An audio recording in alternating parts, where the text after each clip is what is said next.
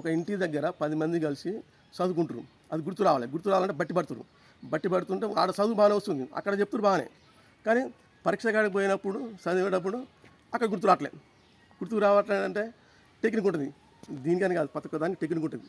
అయితే 100 మందికి ట్రైనింగ్ ఇచ్చాడు అనుకో, 5 మందికి సక్సెస్ అయింది, 10 మందికి కాదు. అదే గుర్తుపెట్టుకోవాలంటే ఎట్లా గుర్తుపెట్టుకోవాలి?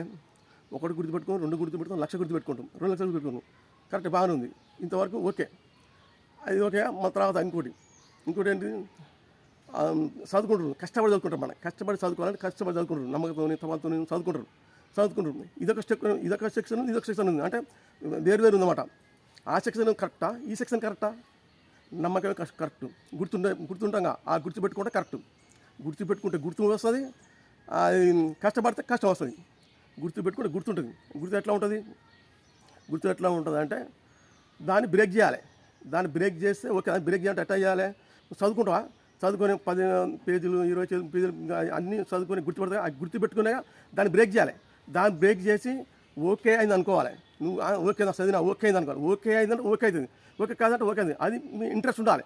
ఇంట్రెస్ట్ ఉంటే ఓకే అవుతుంది, ఇంట్రెస్ట్ లేకపోతే కాదు.